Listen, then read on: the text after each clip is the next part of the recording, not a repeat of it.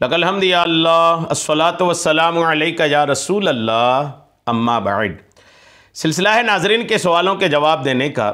नाजरीन में से एक ने हमारे किसी वीडियो के कमेंट्स में सवाल किया है, ज़िक्र पासे अनफास, ये इसके ताल्लुक़ से कि क्या है ये ज़िक्र पासे अनफास क्या है और किस तरह किया जाता है, किस सिलसिले में इसके ये अज़कार ज़्यादा किए जाते हैं। आइए तवज्जो के साथ सुनिए।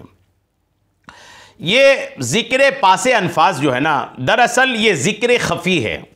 ज़िक्र ख़फ़ी, ज़िक्र दो तरह के होते हैं, एक ज़िक्र जली और दूसरा ज़िक्र ख़फ़ी। ज़िक्र जली मतलब बुलंद आवाज़ से ज़िक्र करना, कि ज़िक्र कर रहे हैं तो लोगों को पता चल रहा है, आवाज़ निकल रही है। और एक ज़िक्र ख़फ़ी है जो दिल से किया जाता है, यानी उसमें आवाज़ नहीं होती, आदमी बोलता नहीं है, लेकिन अपने कल्ब को, अपने रूह को, अपने बातिन को अल्लाह के ज़िक्र में लगा दिया जाता है। उसी ज़िक्र ख़फ़ी का एक तरीका सिलसिला नक्शबंदिया में, इसी ज़िक्र ख़फ़ी का एक सिलसिला नक्शबंदिया में दिया जाता है, जिसको ज़िक्र पासे अनफास कहा जाता है। कैसे किया जाता है और कैसा करना चाहिए नहीं करना चाहिए, सारी बातें सुनिए। मगरिब के बाद अव्वाबीन के नवाफिल पढ़कर, मगरिब की नमाज हुई, उसके बाद अव्वाबीन के जो नवाफिल हैं 6 रकात, उसको पढ़ने के बाद और सुबह सवेरे तहज्जुद पढ़कर, मगरिब के बाद नवाफिल पढ़कर अव्वाबीन की, और फिर सुबह सवेरे तहज्जुद पढ़कर नमाज फ़ज्र से पहले, तहज्जुद के बाद और फजर से पहले, तकरीबन फजर से तकरीबन 45 मिनट पहले, जिसमें ये 2 वक्त हो गया, इसका 2 वक्त हो गया। एक तहज्जुद के बाद फजर से पहले एक वक्त वो है, और एक मगरिब के बाद अव्वाबीन की नमाज पढ़ने के बाद। ये 2 वक्त ज़िक्र पासे अनफास किया जाता है। और किया कैसे जाता है ये भी सुन लीजिए। इस ज़िक्र में सांसों की निगरानी की जाती है। आप जो सांस ले रहे हैं ना, इन सांसों की निगरानी की जाती है। किबलारू होकर सांसों की निगरानी मतलब एक एक सांस को अल्लाह के ज़िक्र में लगा दिया जाता है। सांस अंदर ले रहे हैं तो भी जिक्र, बाहर आ रहा है तो भी जिक्र। कैसे होता है सुनिए आप उसको। किबलारू बैठना होता है, किबला की तरफ, और मुतवज्जे हो अल्लाह की तरफ मुतवज्जे होकर आंखें बंद करके भी ये मामला होता है। यानी किबला की तरफ बैठना है, रब की तरफ अपनी तवज्जो करनी है और आंखें भी बंद कर लेनी है। तेज़ी के साथ सांस लेना शुरू करते हैं, सांस तेज़ी से लेते हैं और ख्याल ये करते हैं कि सांस अंदर जाए तो लफ्ज़ अल्लाह दिल की गहराई तक उतर जाता है, और जब सांस छोड़ते हैं तो हु खारिज होता है। यानी जब सांस अंदर जाता है तो अल्लाह, और जब सांस बाहर आता है तो हु, यानी सांस अंदर जाने और बाहर आने में अल्लाह का जिक्र कल्ब से, दिल से बंदा करता है।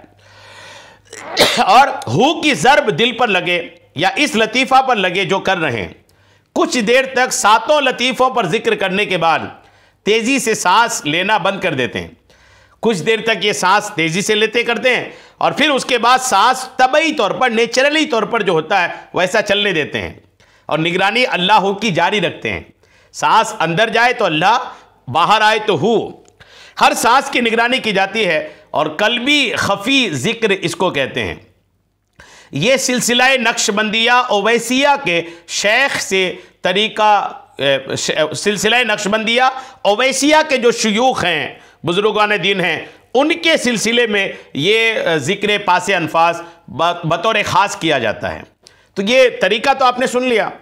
अब इसको करना, इसके फ़ायदे तो अल्हम्दुलिल्लाह हैं, लेकिन याद रखिएगा कि ये ज़िक्र जो है या इस तरह के जो अज़कार हैं, इसके लिए बेहतर ये है कि सिलसिला नक्शबंदिया का कोई बुज़ुर्ग हो, आप उसकी निगरानी में उनकी इजाज़त लेकर के आप इस ज़िक्र को करें। ठीक है, ये बिल्कुल अच्छा। सिलसिला नक्शबंदिया का बुज़ुर्ग भी ऐसा हो जो सहीउल अक़ीदा हो, और सहीउल अक़ीदा के साथ शरीयत का पाबंद हो, सही हो। यानी ऐसा नहीं कि बस ये कि सिलसिला नक्शबंदिया से है, शरीयत की पाबंदी करता नहीं, घूमता फिर रहा, ऐसा नहीं है। मैं ये नहीं कह रहा कि सिलसिला नक्शबंदिया के बुज़ुर्ग जो होते हैं, लोग जो होते हैं वो बेअमल होते हैं, ऐसा नहीं है। लेकिन हर जगह कुछ ना कुछ अजीब व गरीब किस्म के लोग आ जाते हैं। सिलसिला नक्शबंदिया एक अजीम शान सिलसिला है। आपको जिनसे इजाज़त लेनी है ना, आप उनको देख लें कि बंदा सही अकीदा है कि नहीं, सही पीर है कि नहीं, सिलसिले नक्शबंदिया से सही इनका इत्तिसाल है कि नहीं, सारा कुछ जांच पड़ताल करके फिर आप उनसे इजाज़त लेकर फिर ये ज़िक्र पासे अनफास अगर करेंगे तो इंशाअल्लाह आपको बरकतें ज़्यादा हासिल होंगी। तो ये अच्छा, सिलसिला कादरिया के ताल्लुक़ से इन्होंने पूछा है कि खुद से इजाज़त होती है, तो ऐसा नहीं, खुद से इजाज़त नहीं होती। अगर सिलसिला कादरिया के किसी बुजुर्ग से आपको इजाज़त लेनी है तो भी आप ले सकते हैं। अगर उनके पास किसी बड़े की इजाज़त होगी तो वो आपको इजाज़त दे देंगे, नहीं होगी तो आपको आगे बढ़ा देंगे। इजाज़त बहरहाल किसी भी सिलसिले के पीर से ले सकते हैं, शर्त यह है कि उनके पास अपने बड़े की इजाज़त होनी चाहिए। उम्मीद है बात आपको समझ में आ गई होगी। अल्लाह करीम हम सबको शरीयत के तमाम मसाइल सीखने, समझने और उस पर अमल की तौफीक अता फ़रमाए। आमीन बिजाहिन नबील अमीन सल्लल्लाहु तआला अलैहि वसल्लम।